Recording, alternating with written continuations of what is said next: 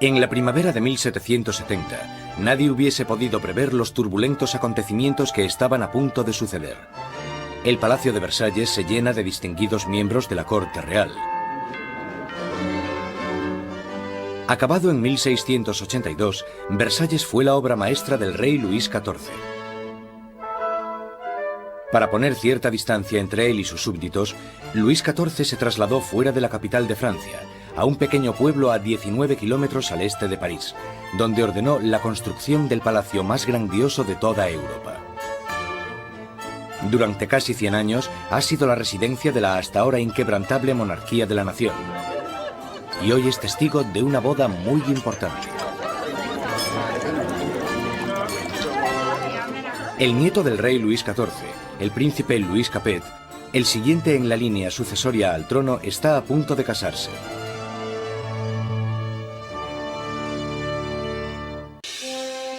El matrimonio de Luis es una unión política entre la familia real austríaca, los Habsburgos y su propia familia, los Borbones. La boda simboliza el fin de una antigua rivalidad y el principio del establecimiento de nuevos lazos regionales. La futura esposa llega a Francia, una inocente y guapa chiquilla de 14 años. María Antonieta. La gran fiesta de la boda continúa durante varios días en Versalles, pero más allá de las puertas de palacio no hay casi ningún motivo de celebración. Años de mala administración por parte de la monarquía han llevado a los franceses a pasar penurias y hambre. Casi una década antes, el rey Luis XV había perdido una guerra de 7 años, luchando contra Inglaterra por América del Norte. El desafortunado conflicto casi arruina a Francia, dejándola sin dinero y sin prestigio. Las arcas del Estado estaban casi vacías. Sin embargo, su población aumentaba día tras día. Con enfermedades como la peste totalmente erradicadas, pocos morían, pero muchos pasaban hambre. 4 años después de la boda real, el abuelo del príncipe Luis pierde su última batalla, contra la viruela. Muere Luis XV, un rey derrotado e impopular, dejando atrás a un país al borde del caos. En una espléndida ceremonia, el joven príncipe Luis hereda el trono y es coronado como Luis XVI. Desde la Edad Media, la sociedad europea se había dividido en 3 clases distintas, establecidas en el nacimiento. Había una gran división entre la riqueza de la nobleza y el clero y la pobreza de los campesinos. Entonces, en pleno siglo XVIII, la razón y la ciencia empiezan a cuestionar esta tradición. Envuelto por una corriente de innovación y nueva literatura, París es ahora el centro filosófico del mundo. La ciudad es invadida por nuevas corrientes de conocimiento, se abren nuevas posibilidades. Es la era de la Ilustración. Surge una nueva élite por todo París. Los aristócratas se reúnen para hablar sobre los escritores de la Ilustración y la floreciente edad de la razón. Voltaire, Rousseau. Nuevas voces se alzan a favor de la libertad, del control del propio destino y, sobre todo, de la igualdad. La pasión por esta nueva literatura se desata sobre todo en las clases altas, pero mientras las ideas de la Ilustración van adentrándose en otros estratos de la sociedad, la lucha por la igualdad empezará a amenazar el estilo de vida aristocrático. Para ver aplicadas las ideas de la Ilustración, solo había que echar un vistazo al otro lado del Atlántico, donde los americanos luchaban por independizarse del antiguo enemigo de Francia, Inglaterra. El joven rey Luis quiere vengarse de las derrotas de su abuelo en la guerra y ve su oportunidad en la guerra de la independencia americana. Luis confía a la causa un total de 2.000 millones de libras, lo suficiente para alimentar y dar cobijo a 7 millones de ciudadanos franceses durante un año. La inversión marcará el inicio de un colapso económico en Francia.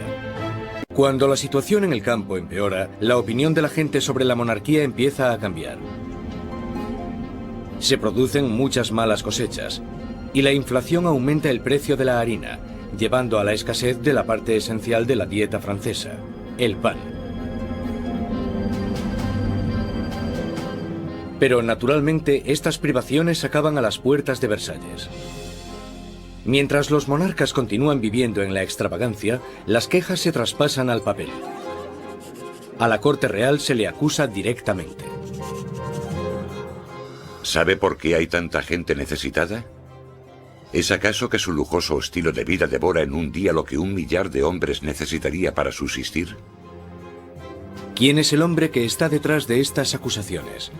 El mismo joven que solo unos años antes felicitó al rey y a la reina por su coronación. Maximilien Robespierre.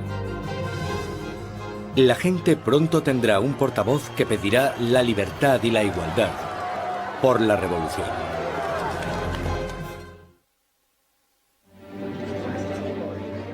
A finales del 1700, Versalles es un oasis de extravagancia, rodeado de una tierra desesperada.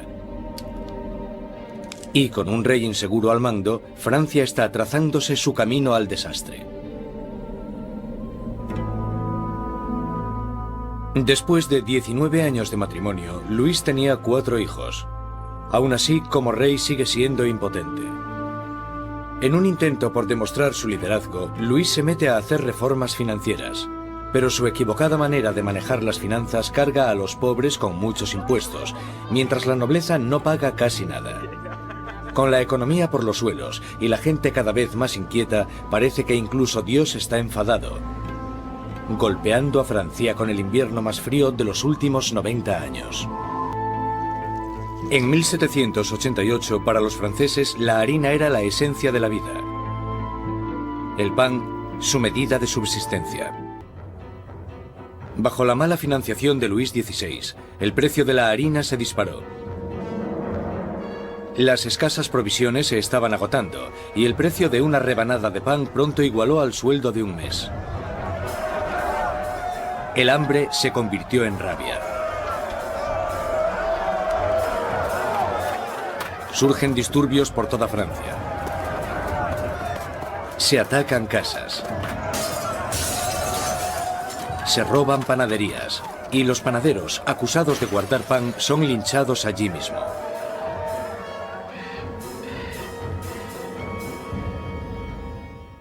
Con la economía destrozada, los bancos fuerzan a Luis XVI a contratar a un ministro de Economía, Jacques Necker.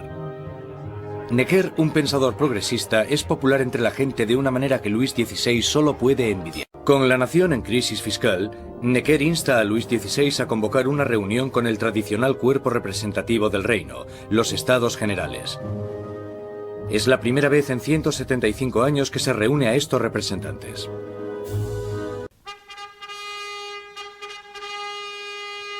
Je crois que les 3 ordres ici réunis coopérons pour le bien général de l'État. Je me déclare le premier ami de mon peuple et je souhaite la bienvenue aux représentants d'une nation que je me fais gloire de commander par droit divin.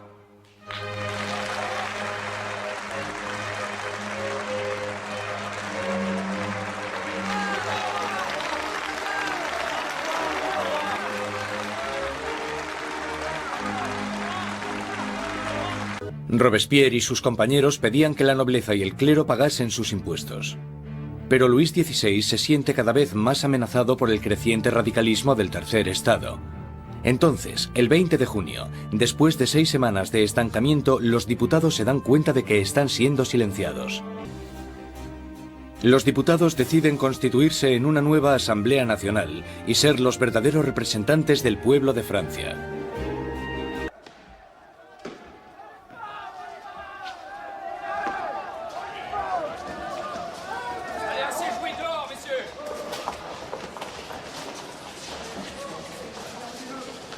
Au vestiaire, messieurs.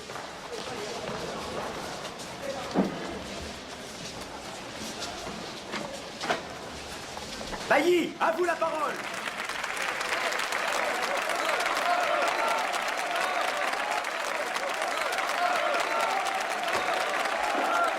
Silence! Silence! Faisons le serment, ici et maintenant, de ne jamais nous séparer et de nous rassembler partout où les circonstances l'exigent jusqu'à ce que nous ayons donné à la France une constitution.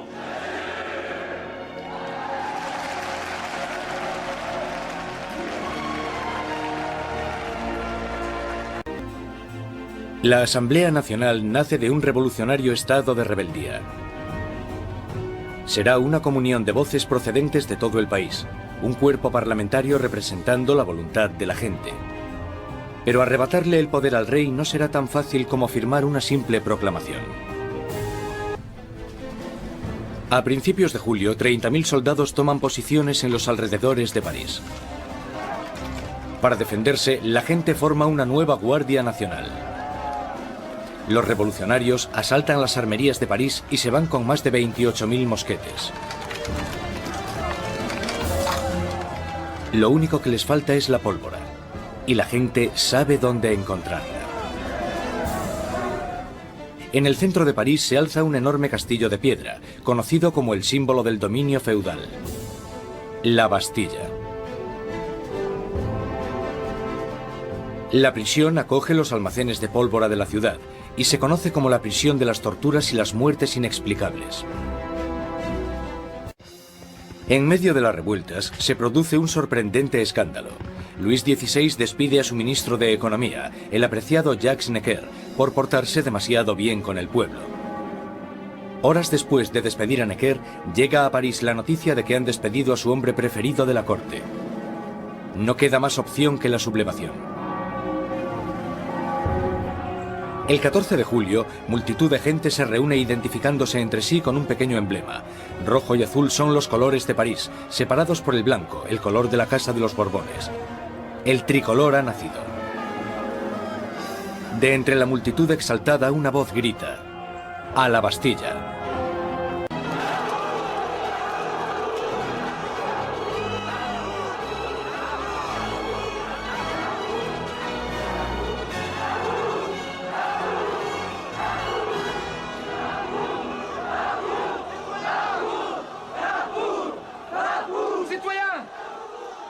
Il nous faut la Bastille! Nous voulons la Bastille! Citoyens, il faut qu'ils enlèvent les canons! Laissez pas les bons! Nous voulons la Bastille!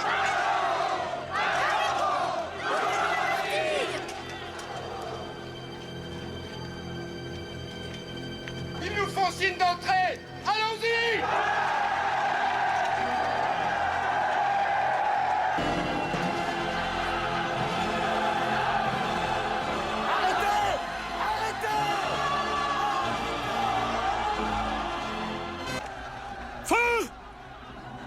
Feu, par Dieu!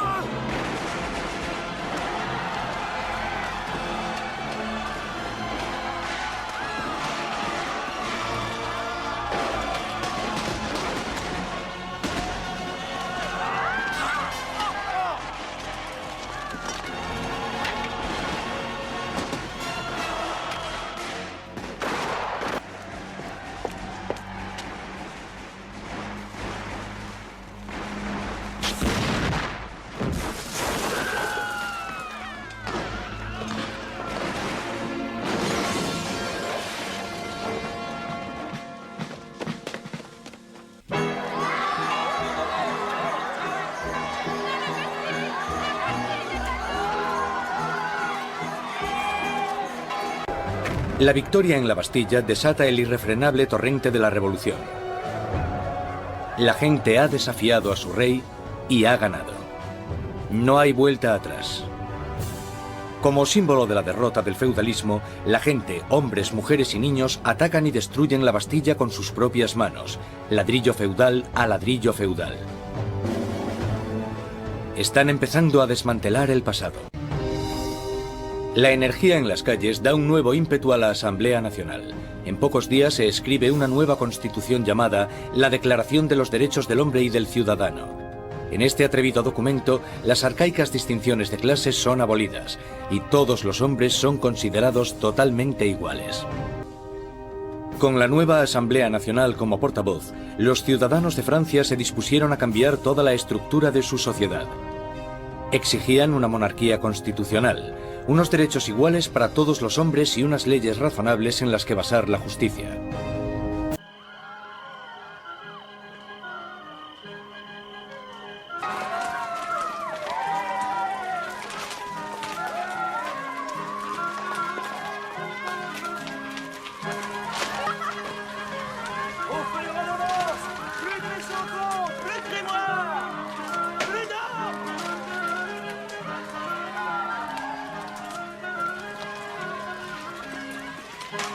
Vous voyez, monsieur le comte, toutes les corvées, ça durait depuis trop longtemps.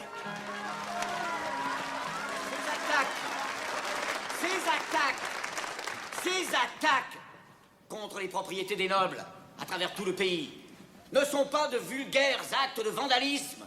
Ces attaques doivent nous remplir de fierté. Elles sont les bûchers expiatoires des privilèges.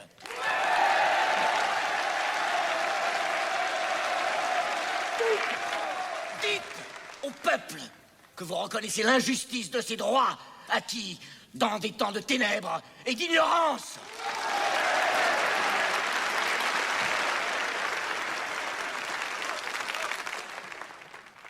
Notre collègue breton a raison. La colère du peuple est une juste colère.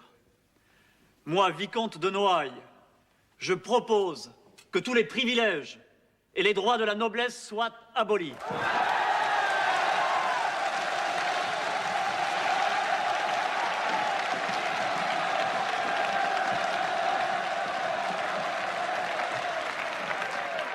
Moi, comte de Beauharnais, je propose que désormais les emplois soient ouverts à tous, nobles et roturiers.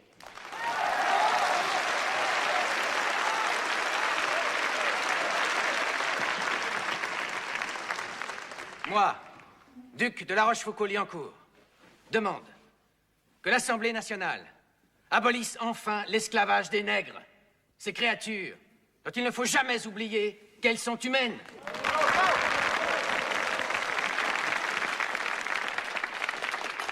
Moi, évêque de Nancy, je renonce au bien que l'Église s'est approprié injustement depuis trop longtemps. Para que se oyeran más las voces de la revolución, Robespierre exigió la libertad de prensa, que había sido censurada en el antiguo régimen.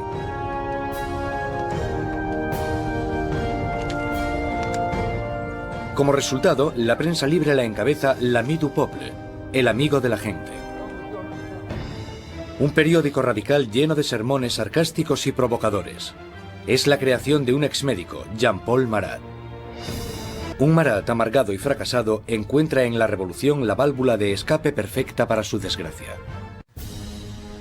Marat aborrece la extravagancia de la monarquía en medio de la pobreza que domina Francia. Y solo necesita el rumor más insignificante para arremeter contra el rey y la reina en su periódico. El 2 de octubre de 1789 explota de rabia. A París llega la noticia de que el rey ha celebrado una fiesta en Versalles y que en ella los decadentes monarcas habían tirado al suelo la bandera tricolor, el símbolo de la revolución, y la habían pisoteado. Marat está furioso. Escribe sobre esta difamación en su periódico, justo cuando surge una nueva amenaza.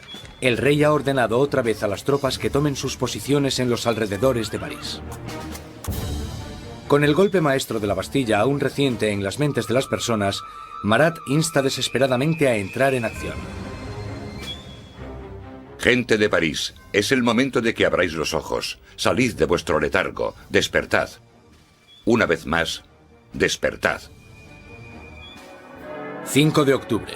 París se despierta con un ensordecedor ruido de campanas. Las mujeres se reúnen cerca del ayuntamiento para protestar por la escasez de pan. Y, según la gente se va enterando de la ofensiva fiesta del rey, el miedo al acercamiento de las tropas reales se mezcla con la rabia. Pronto, miles de mujeres se dirigirán a Versalles, con lanzas y pistolas en sus manos. Las mujeres van a exponer sus quejas al rey. Mientras las mujeres se reúnen fuera de las puertas, Luis XVI se da cuenta de que la revolución ya no puede ser ignorada. La tiene en la puerta de su casa. Acepta firmar la Declaración de los Derechos del Hombre y del Ciudadano, pero la multitud continúa aumentando durante la noche. Cuando llega la mañana, hay 20.000 personas acampadas fuera de Palacio Real. Para acabar con los signos de distancia entre el rey y sus súbditos, la multitud enfurecida pide que el rey y la reina se trasladen a París. Más indeciso que nunca, Luis XVI es demasiado débil para responder. Su indecisión desatará la furia entre la multitud y pondrá las vidas de la familia real en grave peligro. El rey y la reina están ahora a la merced de la multitud. y lo que la multitud quiere es un poco de atención por parte del rey. 60.000 personas inician la marcha, llevándose de Versalles carros y carretas de harina de la despensa real. El carruaje real es escoltado todo el camino hasta París. El rey y la reina hacen del Palacio de las Tullerías su nuevo hogar. Nunca volverán a ver Versalles. Abandonan Versalles y la asamblea se traslada a París. El poder está ahora en manos de la gente. Francia tendrá una nueva democracia, unas nuevas leyes, y una nueva e inolvidable forma de justicia hará su debut en el Estado revolucionario. La guillotina.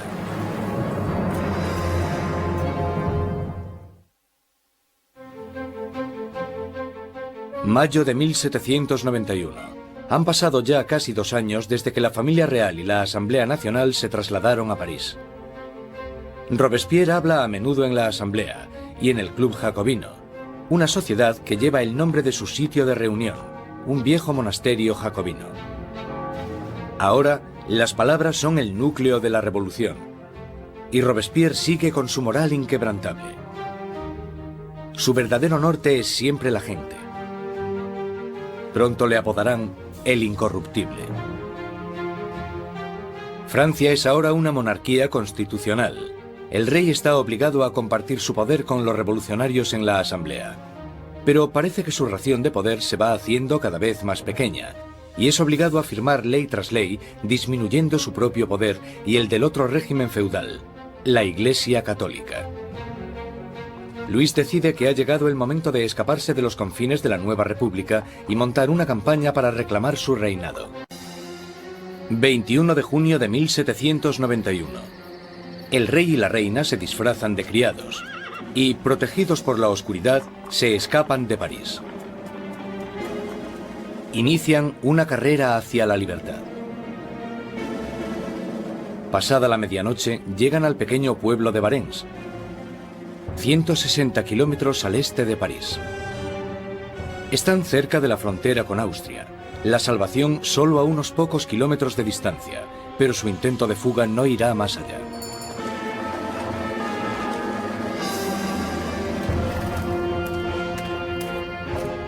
Los rumores del viaje de los monarcas les habían precedido.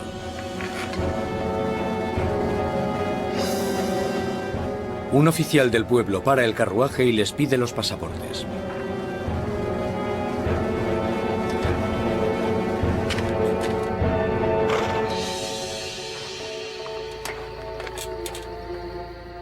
Las sospechas del oficial se confirman. Es la firma del rey. El hombre está impresionado, pero los guardias revolucionarios de cerca de allí no se sienten nada intimidados por esto.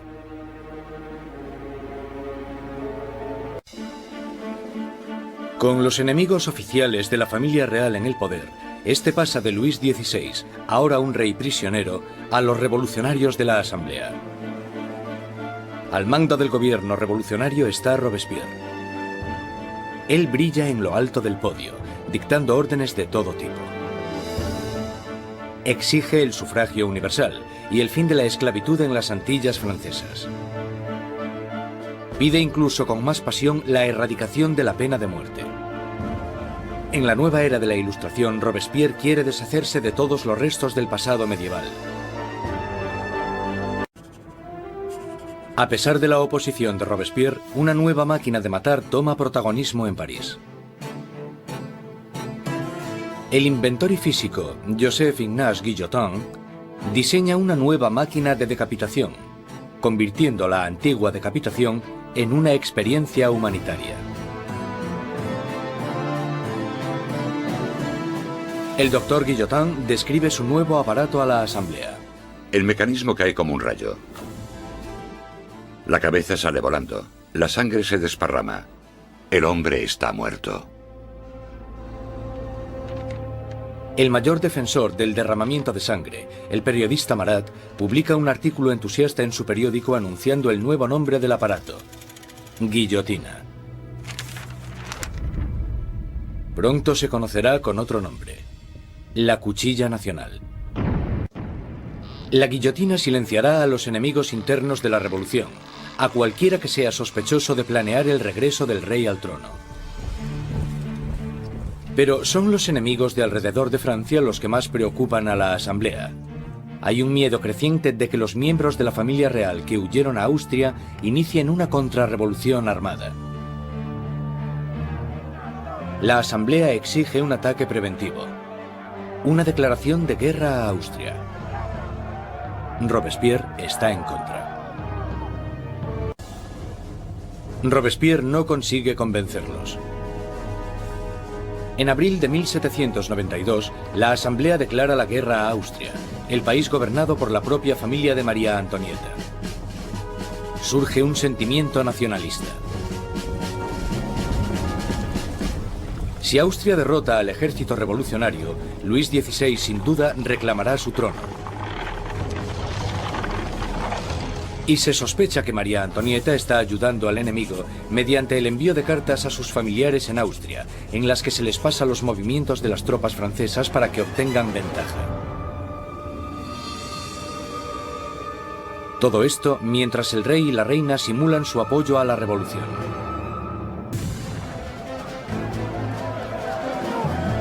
Con el ejército francés sufriendo grandes pérdidas en la frontera, llega la noticia de que en París el aliado de Austria, Prusia, se ha unido a la invasión. Las tropas están bajo el mando del duque de Brunswick, un general prusiano. La tensión invade las calles de París. Y entonces los periódicos publican una carta del duque de Brunswick, un manifiesto en el que se amenaza con destruir París si se le hace daño a sus majestades el rey y la reina.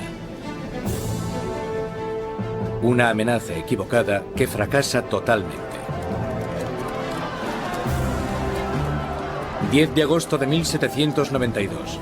27.000 ciudadanos armados, empujados por la rabia y la indignación, se dirigen al Palacio de las Tullerías e inician un ataque salvaje contra los guardias reales. Al final mueren más de 800 hombres de ambos bandos. El rey huye y busca protección en la Asamblea, pero ya no existe la monarquía. A Luis le han quitado oficialmente su título. Ha nacido la República Francesa. La cuchilla de la guillotina es bautizada con la sangre de los restantes guardias de Luis XVI.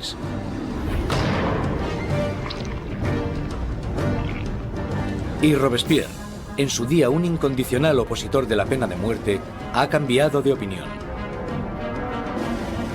El nacimiento de una nueva república solo puede iniciarse con la muerte de un rey. En agosto de 1792, con el rey destronado y la familia real metida en prisión, Robespierre y sus jacobinos están sumidos en una lucha por el control del gobierno nacional contra los girondinos, los moderados de la Asamblea. Pero en las calles de París hay un nuevo movimiento político. Como símbolo de su rechazo a la tradición aristocrática, los ciudadanos de a pie se niegan a llevar los calzones o culottes de los aristócratas. Se hacen llamar los sans-culottes, los sin calzones. No ponerse los calzones, los culottes, para ellos simbolizaba sencillamente que no eran aristócratas, que eran gente normal.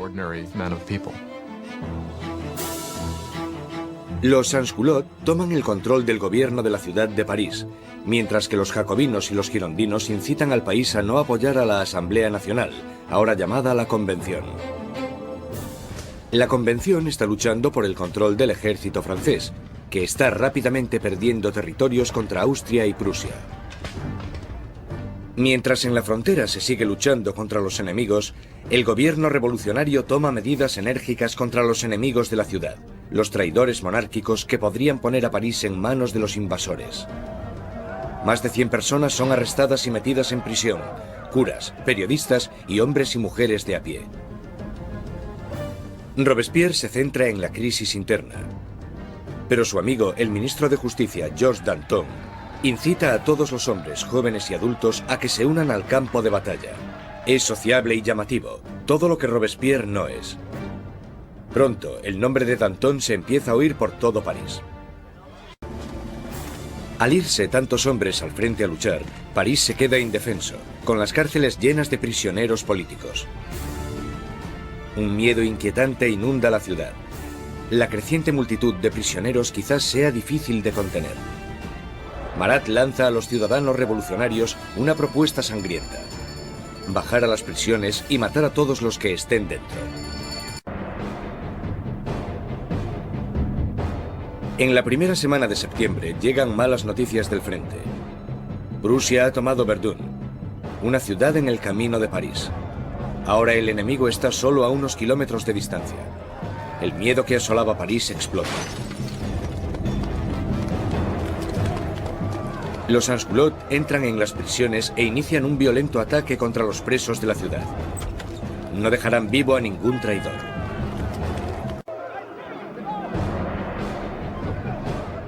Las mujeres son violadas o mutiladas. Los curas son destripados. Los aristócratas descuartizados. En la primera masacre, más de 1.600 personas son asesinadas en solo unos días.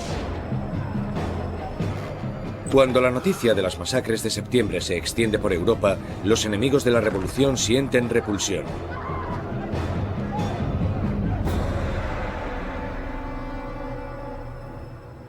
Al otro lado del Canal de la Mancha, el London Times publica su repugna. ¿Son estos los derechos de los hombres?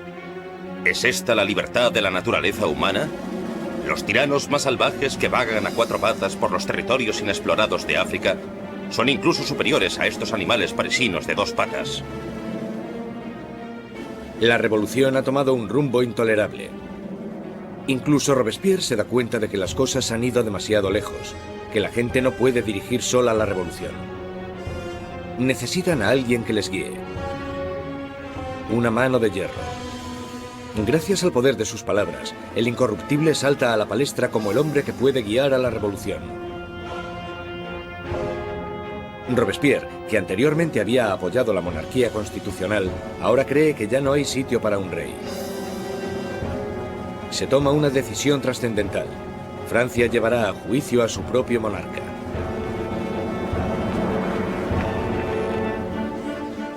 Con el veredicto reducido a una mera conclusión, el único debate sobre la mesa es la condena. Los moderados, los girondinos, piden que no se acabe con su vida, y esto les deja a un lado de la convención. Los jacobinos, que querían la sangre del rey, superaban en número a los girondinos. El 20 de enero de 1793, Luis XVI es declarado culpable. Se dicta sentencia. El rey debe morir.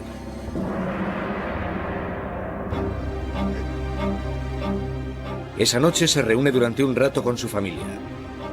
Él está calmado y entre los llantos de sus familiares les promete que volverá a la mañana siguiente para despedirse definitivamente. Pero no lo hace. No puede soportar la angustia de su familia y debe guardar fuerzas para afrontar la guillotina.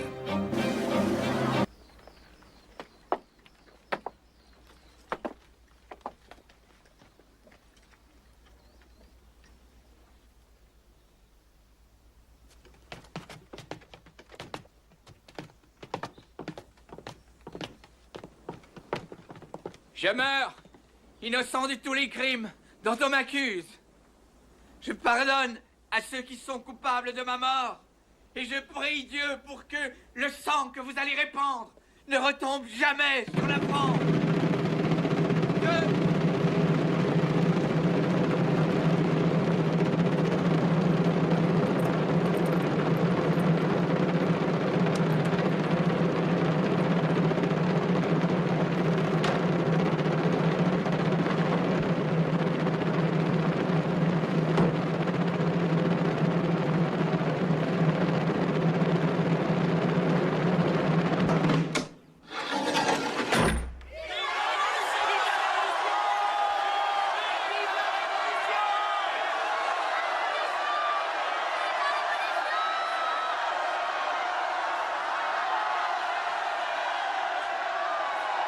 A finales de 1792, los radicales jacobinos, por miedo a que la nueva revolución corra peligro de ser saboteada por los traidores, deciden utilizar medios cada vez más violentos.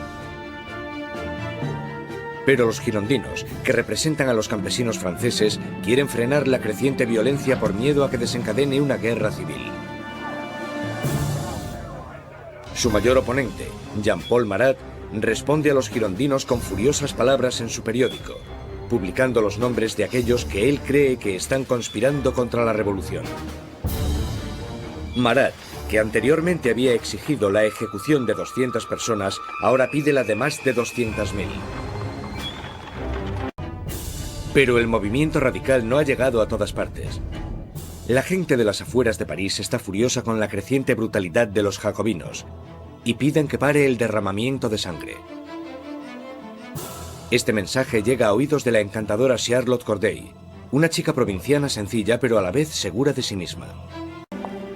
13 de julio de 1793. Charlotte Corday llega a París. Sabe que el amigo del pueblo tiene una política de puertas abiertas y que a Marat se le puede encontrar en su casa a cualquier hora, dándose baños medicinales. Corday le visita con la excusa de que tiene una lista de traidores, de aquellos que están colaborando con los enemigos extranjeros para acabar con la revolución. Marat le pide la lista, prometiendo a Corday que los traidores serán guillotinados al día siguiente.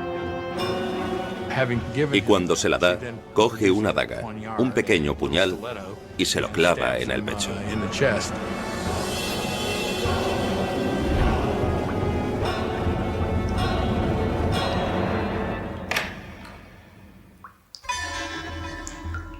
El llamado amigo del pueblo muere en el acto. La furiosa voz de su periódico es silenciada.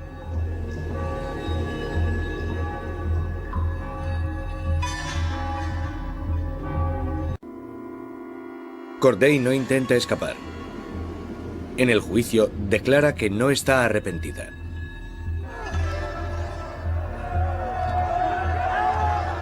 ¿Qué esperaba conseguir asesinando a Marat? La paz. Ahora que está muerto, volverá la paz a mi país. Charlotte Corday es rápidamente ejecutada y su sueño de paz muere con ella. Ha matado a Marat el hombre, pero ha creado a Marat la leyenda, y su famosa muerte es retratada por un pintor revolucionario, Jacques-Louis David. Robespierre está celoso de la adoración por Marat, pero él, siempre tan pragmático, dirige su atención a los asuntos más urgentes. Porque aunque Marat haya muerto, sigue habiendo otros que quieren que se derrame sangre, sangre real. La Conciergerie, la oscura antecámara de la muerte. 8 meses después de la ejecución de su marido y apenas unos días después de la ejecución de Charlotte Corday, encierran aquí a María Antonieta en una horrible celda totalmente sola. El 15 de octubre se celebra el juicio de María Antonieta y es acusada de traición y de dilapidar los fondos nacionales. Las pocas pruebas que se presentan son basadas en espantosos y vengativos rumores. Una acusación se añade a la lista. Es acusada de incesto con su hijo. Ante esta acusación, María Antonieta se alza para defenderse.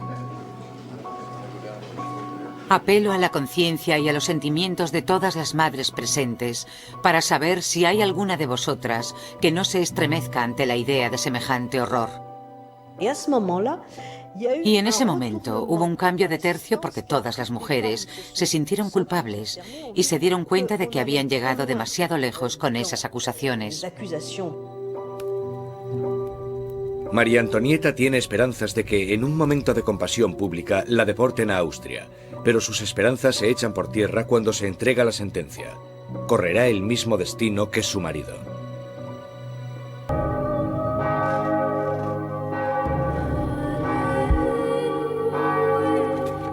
Su nombre y las acusaciones contra ella se leen en voz alta.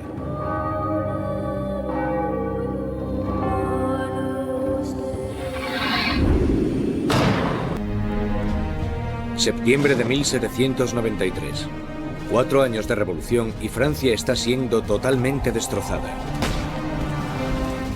En las provincias se producen violentas insurrecciones. Y en la guerra contra Europa están perdiendo a muchos hombres. Tras sufrir una terrible derrota, los británicos toman la ciudad costera de Toulon.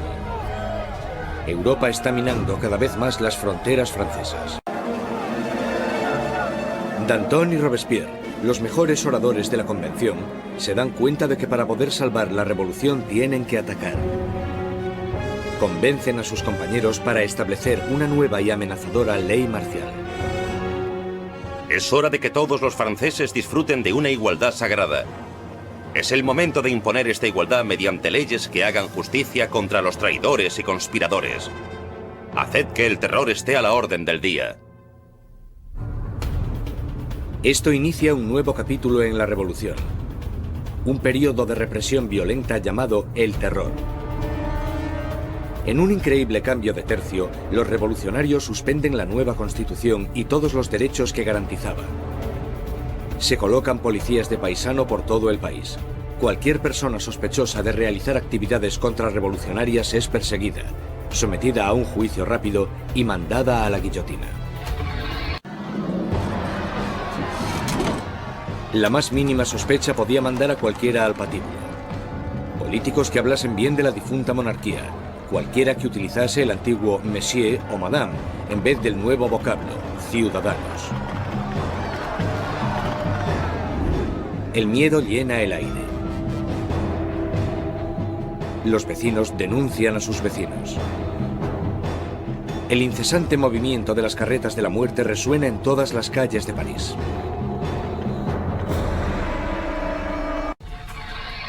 La Asamblea constituye un tribunal revolucionario, acelerando los juicios y las ejecuciones con una eficacia implacable. Para consolidar el poder, forman un consejo de 12 hombres y lo denominan el Comité de Seguridad Pública. Por sus discursos magistrales y su visión revolucionaria, Robespierre enseguida se convierte en el portavoz del comité. Y su voz está pidiendo que se derrame más sangre. La revolución había vuelto implacable a Robespierre. El que fuera un apasionado defensor de la libertad de prensa, ahora restituye la censura, vestigio del antiguo régimen. La Iglesia ya está siendo atacada, y él se queda de brazos cruzados mientras uno de los revolucionarios más radicales, Jacques-René Hebert, hace una nueva propuesta: la descristianización. Las calles que llevaban la palabra San son cambiadas de nombre. Los iconos religiosos son destrozados y reemplazados por tributos al nuevo santo, Marat. Ni siquiera salvaron el calendario cristiano. Los años ya no son numerados a partir del nacimiento de Cristo, sino a partir de septiembre de 1792, el año del derrocamiento de la monarquía. Ahora es el año 1. A los meses se les da un nuevo nombre según las estaciones. Julio se convierte en Thermidor, abril en Floreal. Los meses duran 3 semanas, cada una de 10 días de duración. El terror se extiende por toda Francia. Se condenan las insurrecciones con una sanguinaria e implacable crueldad. En la ciudad de Lyon, donde los contrarrevolucionarios están ganando terreno, el Comité de Seguridad Pública sienta un ejemplo brutal. Cientos de rebeldes son atados, llevados a campos y acribillados en masa.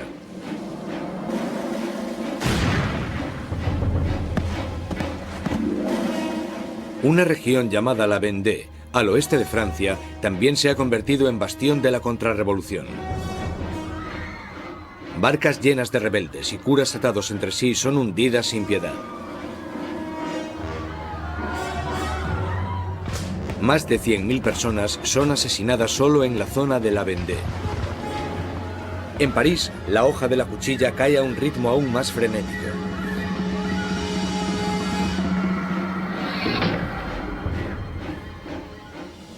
Pero los ejércitos franceses están finalmente obteniendo victorias en la frontera. Bajo el mando de un magnífico joven comandante llamado Napoleón Bonaparte, el ejército francés obliga a la Marina británica a realizar una humillante retirada en Toulon. La revolución está en su punto álgido. Con la sangre del terror, Maximilien Robespierre ha rescatado a la revolución. Un enérgico ejército está defendiéndose contra los ataques en la frontera, pero las dificultades internas aún no se han sofocado.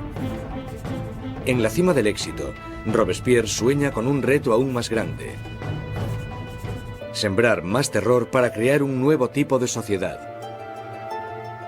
La República de la Virtud. Pero otros no están de acuerdo.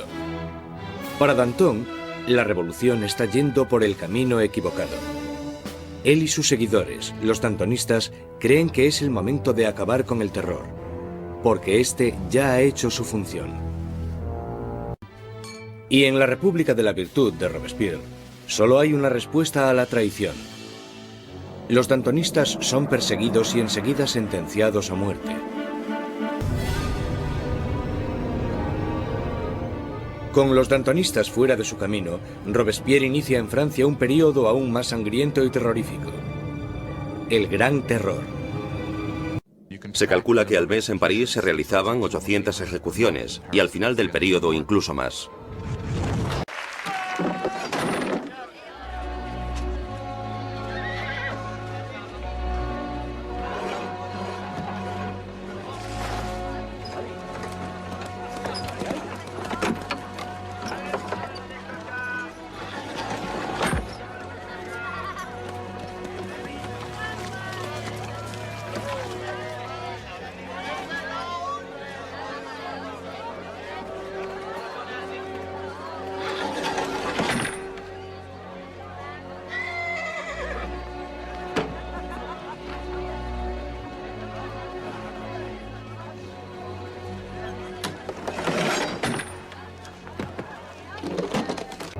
Pero el 6 de junio de 1794, las carretas de la muerte dejan de sonar. La guillotina permanece silenciosa. Robespierre ha declarado un nuevo día de fiesta religiosa: el Festival del Ser Supremo. Quiere reemplazar al viejo dios católico por uno nuevo, la diosa de la razón. Mientras el Gran Terror se descontrola, los aliados de Robespierre se dan cuenta de que ha perdido totalmente el contacto con la realidad. Una vez más, Robespierre centra sus sospechas en aquellos que están cerca de él. El 27 de junio, ahora el 9 de Thermidor, aparece en la convención y da un discurso lleno de amenazas. Será el último discurso que dará. Robespierre comete un error. Anuncia que tiene una nueva lista de enemigos de la República, pero no quiere darla. Todo el mundo teme estar en ella, y cuando al día siguiente decide hacerla pública, le arrestan antes de hablar. Un improvisado coro de voces grita a Robespierre. Él les mira en silencio. Los diputados le acusan de rebeldía e inmediatamente le retiran de la convención. Robespierre y varios de sus aliados son llevados al ayuntamiento, donde permanecen vigilados durante la noche. Por la mañana temprano se oyen disparos y los guardias corren al segundo piso. Abren las puertas y se encuentran con una escena espeluznante. Uno de los aliados de Robespierre se ha tirado por una ventana. Otro se ha pegado un tiro en la cabeza. Y a Robespierre lo encuentran semi-inconsciente, con una herida de bala en la cara y la mandíbula destrozada por un supuesto intento de suicidio. Robespierre pasa sus últimas horas de vida en la mesa del Comité de Seguridad Pública, en la misma sala desde donde había conducido el terror hasta su espantoso y sangriento final. Mientras es ridiculizado e insultado por sus antiguos aliados, Robespierre es incapaz de responder. El gran maestro de la oratoria ha sido acallado. Robespierre encabezó la revolución y cambió la estructura de Francia. Estableció un nuevo orden de sociedad e instauró un sistema sangriento y tiránico para asegurarse el éxito. Pero estaba destinado a ser una de las últimas víctimas de este sistema. El 27 de julio de 1794, la guillotina acaba con el incorruptible. Y la última sangre del terror es derramada. El terror muere con Robespierre, pero la revolución no. Los derechos del hombre, la democracia, la nueva república. Los logros de la revolución sobrevivirán más que cualquiera de los propios revolucionarios. Francia entrará en un periodo de incertidumbre, paralizada por el miedo a otro terror, o incluso algo peor: la vuelta a la pasada monarquía opresiva. Pasarán 5 años de estancamiento, hasta que, una vez más, el poder se consolide en manos de un único hombre, Napoleón Bonaparte. Los historiadores no se ponen de acuerdo sobre cuándo terminó la revolución. Algunos creen que terminó con la subida al poder de Napoleón.